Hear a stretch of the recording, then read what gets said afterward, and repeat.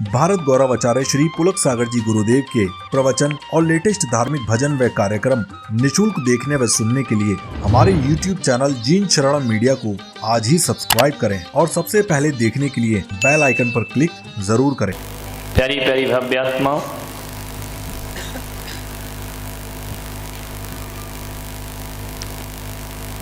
पूजाएं दो प्रकार की होती हैं।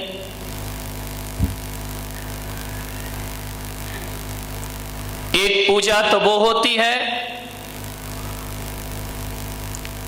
जिसमें भगवान को कुछ अर्पण करना होता है, और एक पूजा वह होती है जिसमें भगवान को खुद को समर्पण करना पड़ता है।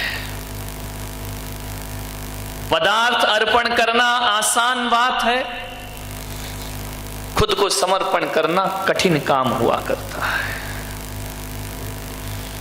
और हकीकत में देखा जाए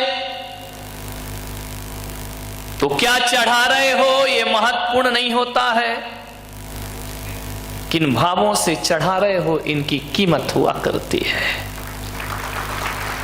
यदि भावनाओं से ओत प्रोत होकर हीरे मोती की जगह किसी ने कमल पंखुरी भी चढ़ा दी, फूल की एक पंखुरी भी चढ़ा दी, तो ऐसा मेंढक भी क्षण भर में मृत्यु को प्राप्त करके स्वर्ग को प्राप्त कर लिया करता है। ध्यान रखिए। मैं तो ये कहता हूं कि पूजा करने वाले हाथों से ज्यादा पवित्र, इबादत करने वाले हाथों से ज्यादा पवित्र सेवा करने वाले हाथ हुआ करते हैं। ध्यान रखिए। किसी की सेवा करना ये भी एक धर्म है, किसी की वैयावृत्त करना यह भी एक धर्म है, क्योंकि जैन शासन में अभी 16 कारण व्रत चल रहे हैं और उसकी एक भावना है वैयावृत्त भावना, जहां पर कहा जाता है कि निस्दिन वैयावृत्त करैया सो निश्चय भव नीर तरैया। जैन दर्शन कहता है जो सेवा का मार्ग अपनाता है, जो परोपकार का मार्ग अपनाता है, परस्पर ग्रहो जीवानाम का सूत्र सार्थक करता है, वह निश्चय से एक दिन निर्वाण को प्राप्त कर लिया करता है। अरे थाली भर भर के भगवान को अर्घ चढ़ाने वालों, किसी भूखे गरीब की झोपड़ी में एक थाली भोजन भी पहुंचा दिया करो। ध्यान रखिए। अरे माथे पर चंदन का तिलक खींचने वालों, किसी के जख्मों पे मलहम भी लगा दिया करो। और मैं विश्वास दिलाता हूं कि मंदिर का चंदन वो शीतलता नहीं दिला पाएगा जो किसी की जख्म पे मलहम लगाओगे तो शीतलता की प्राप्ति जीवन में हो जाएगी। ध्यान रखना। गमों की आग पे आंसू उबाल कर देखो, गमों की आग पे आंसू उबाल कर देखो, बनेंगे रंग किसी पर भी डाल कर देखो, और तुम्हारे दिल की चुभन जरूर कम होगी। किसी के पांव से कांटा निकाल कर देखो, किसी के पांव से कांटा निकाल कर देखो, किसी की पीड़ा को हरने का प्रयास करिए। अफसोस है कि रुद्राभिषेक करने के लिए, जिनाभिषेक करने के लिए और महाराजों के पैर धोने के लिए हमारे घरों में लोटा भर भर के दूध मिल जाता है, लेकिन पड़ोस में किसी का भूखा बच्चा रो रहा है तो एक गिलास दूध हमारे घर से निकलता नहीं है। ध्यान रखिए। और मैं पुलक सागर कहता हूं कि दूध से भगवान का अभिषेक करो, कोई मुझे समस्या नहीं है, लेकिन आपसे निवेदन करता हूं किसी भूखे बच्चे के मुख में एक गिलास दूध जरूर दिया करो।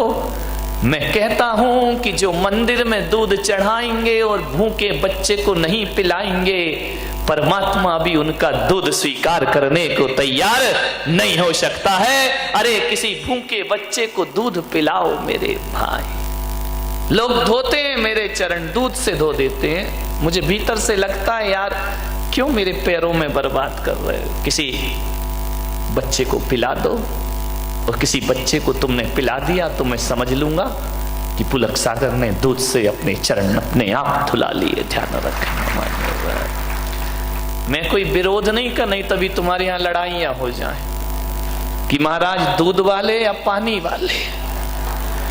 अपन ना दूध वाले ना पानी वाले, अपन तो जिनेंद्र वाले और जिनवाणी वाले। ध्यान रखिए,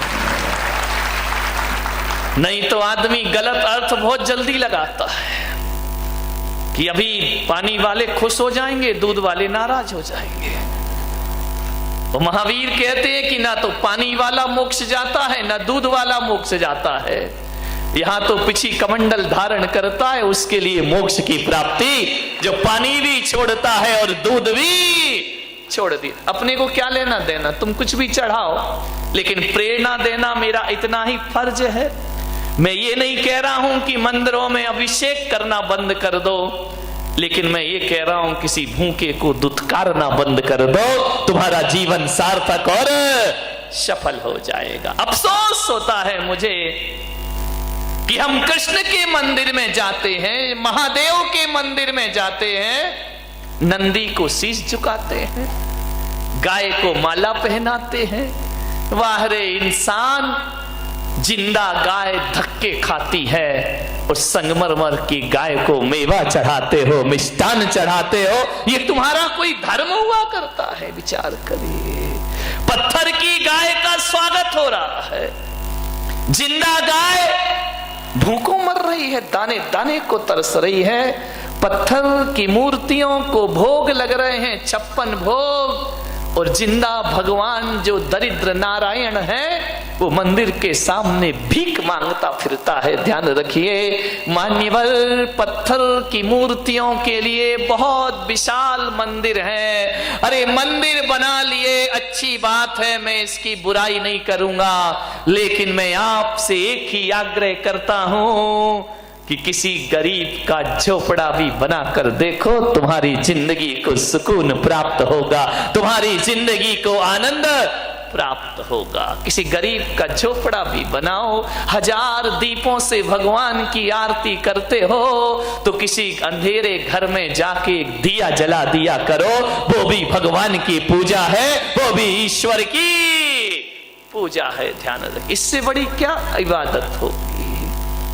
इंसान के काम इंसान ना आए तो फिर ये दुनिया जीने के लायक ही ना रहेगी। मेरे भाई, निवेदन है आपसे, अरे जिन्हें दुखी हैं, जो पीड़ित हैं, उनकी बदकिस्मती होगी, लेकिन उनकी बदकिस्मती को देखकर मजाक मत बनाना। जितना हो सके सेवा करना, ध्यान रखना। एक भिखारी जब तुम्हारे घर में भीख मांगने आता है तो ये मत सोचना कि वो भीख मांगने आया है। इस देश के त्रिवल्लुवर आचार्य ने लिखा है कि कोई भिखारी यदि तुम्हारे घर भीख मांगने आए तो ये मत समझना कि भिखारी भीख मांगने आया है। वो भिखारी भीख मांगने नहीं आया, वो तुम्हें सीख देने के लिए आया है। और वो भिखारी कह रहा है कि जो भी तेरे हाथ जेब में हो मेरे कटोरे में डाल दे, और यदि है और नहीं डाला तो एक बात याद रखना, कटोरा का हाथ बदलने में ज्यादा देर नहीं लगा करती है। मेरे हाथ का कटोरा तेरे हाथ में, क्योंकि मैंने भी पिछले जन्मों में कुछ नहीं दिया, होने के बाद मैंने कुछ नहीं दिया, तो आज ये कटोरा मेरे हाथ में है। और आज तेरे पास से नहीं दिया तो मेरे हाथ का कटोरा कब तेरे हाथ में चला जाए कोई भरोसा, जिंदगी का कोई भरोसा नहीं मेरे भाई। कब किस्मत करवट बदल ले रातों रात लाखपति खाकपति हो जाते हैं, और ऐसी भी किस्मत जागती है सड़क छाप महलों का वासी हो जाया करता है। ये तकदीर का खेल है, ध्यान रखना, ये तकदीर है। रामनाथ कोविंद को कौन जानता था? वो खुद नहीं जानते थे कि मैं कभी राष्ट्रपति बनूंगा। मिट्टी के घरों में पैदा हुए, कच्चे मकानों में, दलित परिवार में पैदा हुए, पढ़ाई का इंतजाम तक जिनके पास नहीं था। मेरे भाई, जब राष्ट्रपति का चुनाव का अवसर आया तो पूरा देश तो क्या, जितने भी दल हैं वो भी नहीं जानते थे कि रामनाथ कोविंद एक चमत्कार बनकर के नाम प्रकट हो। कितनी अटकलें चल रही थी। कोई बोला कि आडवाणी बनेंगे, कोई बोला सुमित्रा महाजन बनेगी, एक से एक अटकलें चली। लेकिन ध्यान रखना, ये मोदी ने कुछ नहीं किया है। जब किस्मत चमकती है ना तो छप्पड़ फाड़ कर प्राप्त हुआ करता है। ध्यान रखना है आपको। राष्ट्रपति बन गए, सोचना है आपको। जो बेर बेर खात थे वो बेर बीन खात है। बेर जानते हिंदी? बेर तुम लोग क्या बोलते? अच्छा, जो बोर, जो हमारे यहां बोर है वो तुम्हारे यहां बेर है। बहुत ही उल्टा मामला मैं करूं क्या? हमारे यहां बोर होता है बुरा, वो तुम्हारे यहां बोर होता है अच्छा। तो मैं इसको मराठी में कैसे बना? नहीं बनेगा। जो बेर बीन खात थे, जिनके दिन ऐसे थे कि बोर को बीन बीन के खाते थे। जो बेर बीन खाते थे वे बेर बेर खाते हैं। बेर बेर यानी बार बार, हिंदी समझाना पड़ेगी मुझे। जो बेर बीन खाते थे वो बेर बेर खाते हैं। जो बेर बेर खाते थे वे बेर बीन खाते। तकदीर का कोई भरोसा नहीं। कल तक जो बेर बीन बीन के खाते थे आज उन बार बार खाते हैं। कल जो बार बार खाते थे आज बेर बीन बीन कर का। तकदीर का कोई ठिकाना नहीं, कब किस्मत पलट जाए। और किस्मत ऐसे खूबसूरत मोड़ पे धोखा देती है। अब देखो ना देश के हालात। अब आडवाणी की किस्मत में नहीं है तो नहीं है, अब क्या करोगे तुम? क्या कर सकते हो?